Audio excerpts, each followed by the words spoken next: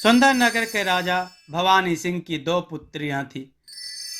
दोनों ही स्वभाव और गुणों में एक दूसरे से बिल्कुल विपरीत थी। बड़ी बेटी का नाम कोमल और छोटी का नाम चांदनी था।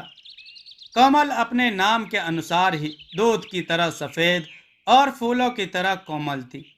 इसके विपरीत चांदनी का रंग थोड़ा दबा हुआ था, पर वह बहुत होनहार और दयालु लड़की थी। बचपन से ही भवानी सिंह ने दोनों की शिक्षा दीक्षा का उचित प्रबंध किया, पर कोमल का मन पढ़ाई लिखाई की बजाय साज श्रृंगार में ज्यादा लगता था। उसे अपने रूप और रंग का अत्यधिक घमंड था। वह अपने आप को किसी परी से कम ना समझती। इसके विपरीत चांदनी पढ़ाई लिखाई में होशियार लड़की थी। वह दूसरे के दुख दर्द को अपना दुख दर्द समझती और दूसरों की मदद करने के लिए सदैव तत्पर रहती। उसके इस गुण के कारण प्रजा उसे बहुत प्रसन्न करती थी। पढ़ाई लिखाई के साथ ही चांदनी युद्ध विद्या का भी ज्ञान प्राप्त कर रही थी। इसके विपरीत कोमल को यह कार्य लड़कों वाला लगता था। वह कोई भी लड़कों वाला कार्य नहीं करना चाहती थी। वह नहीं चाहती थी उसके सुंदर शरीर पर किसी भी तरह की चोट का निशान जिंदगी भर बना रहे। इसलिए किसी भी शस्त्र को चलाने में रुचि नहीं लेती थी। धीरे धीरे दिन बीत रहे थे और दोनों लड़कियां रूप और यौवन में चांद को मात कर रही थी। कोमल के रूप की चर्चा पूरे प्रदेश में होने लगी थी। उसके जैसी रूपवान राजकुमारी उस पूरे प्रदेश में न थी। राजा अपनी दोनों पुत्रियों से बराबर स्नेह करते थे।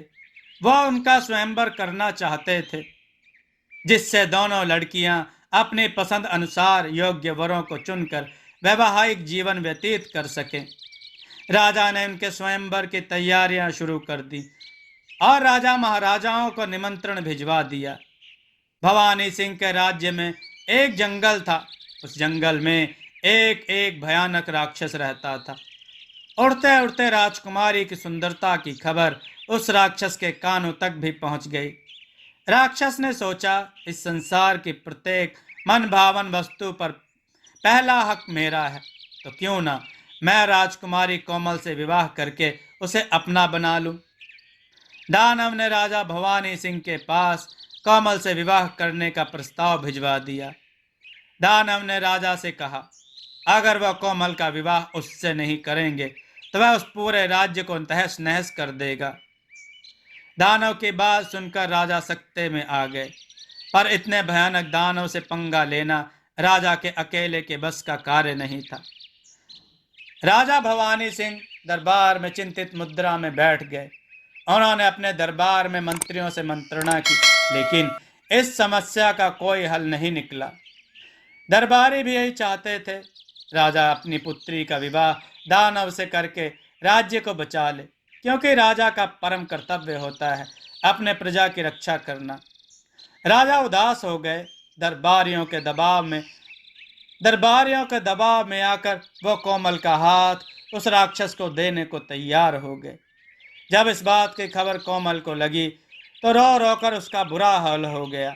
उसे अपने सपनों का महल टूटता प्रतीत होने लगा। कोमल ने राजा से कहा, वह जान दे देगी लेकिन उस राक्षस से कदापि विवाह नहीं करेगी।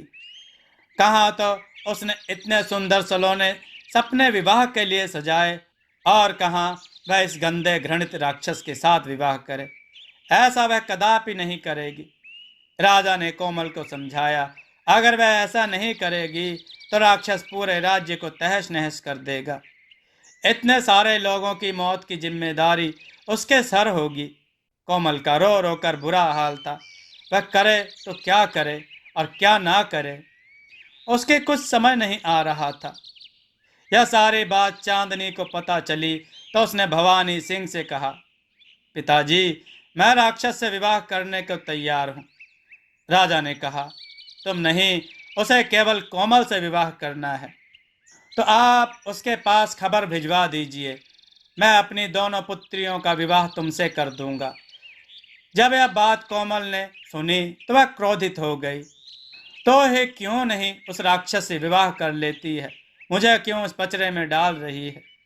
चांदनी ने कहा, पिताजी, मैं अपनी बहन और राज्य को बचाने के लिए उस राक्षस से विवाह करने को तैयार हूँ, पर मेरी एक शर्त होगी। मैं उस राक्षस के पास पालकी लेकर जाऊंगी और दीदी से पहले उससे विवाह करूंगी, फिर वह दीदी को ब्याहने महल में आ सकता है।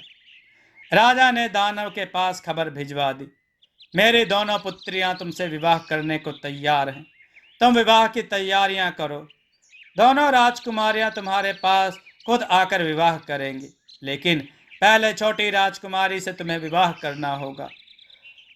दो दो राजकुमारियों से विवाह होगा, यह सोचकर राक्षस खुशी से नाचने लगा। उसे छोटी राजकुमारी से विवाह करने में कोई आपत्ति नहीं थी, पर वह बड़ी राजकुमारी से विवाह करने को उतावला था। छोटी राजकुमारी के विवाह की खबर जब राज दरबार और प्रजा में फैली तो पूरी प्रजा और राज दरबारी राक्षस से लड़ने को तैयार हो गए। वह किसी भी कीमत पर छोटी और प्यारी राजकुमारी से राक्षस का विवाह नहीं होने देना चाहते थे। छोटी राजकुमारी ने सभी लोगों को ढांढस बंधाया और उनको समझाया वह राक्षस का काम तमाम करके ही वापस महल में आएगी, किसी को उसके कारण तनिक भी तकलीफ नहीं होगी। राजकुमारी चांदनी विवाह के वस्त्र पहनकर अपने हथियारों को पालकी में छिपाकर दुल्हन बनकर पालकी में बैठ गई। उसने कुछ हथियारों को अपने वस्त्र में छुपा लिया।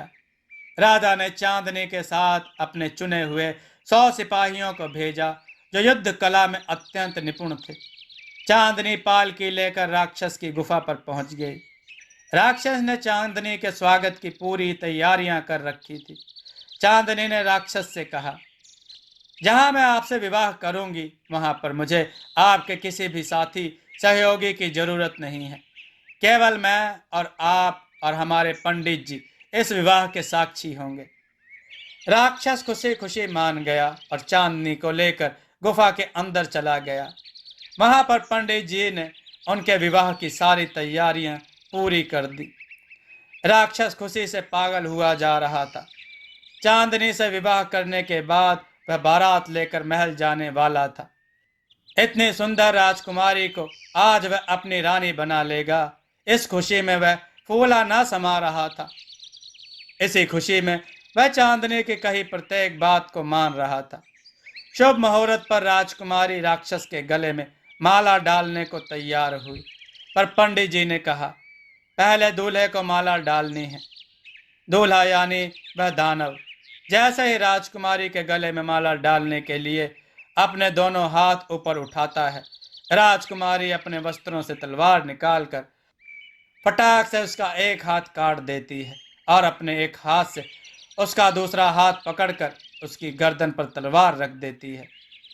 राक्षस भयंकर आवाज में चीखने लगता है। राक्षस की चीख सुनकर उसके साथी सहयोगी भागकर अंदर आ जाते हैं। वह राजकुमारी को मारने के लिए तलवार निकाल लेते हैं। उसी पल चांदनी चीख कर कहती है, अपने सहयोगियों से कह दो आगे ना बढ़ें, वरना मैं तुम्हारे सर को धड़ से अलग कर दूंगी। रुक जाओ कहकर राक्षस अपने सहयोगियों को आगे बढ़ने को मना करता है। राजकुमारी राक्षस का हाथ मोड़े मोड़े उसकी गर्दन पर तलवार रखकर उसे बाहर अपने रथ पर लेकर आती है और रथ पर बैठकर वो सारथी से कहती है, घोड़ा राज्य की तरफ दौड़ा दो। राजकुमारी के जाने के बाद राजा के सैनिक राक्षस के साथी सहयोगियों को मौत के घाट उतार देते हैं। चांदनी राक्षस को वहां से ले जाकर कारागार में डाल देती है।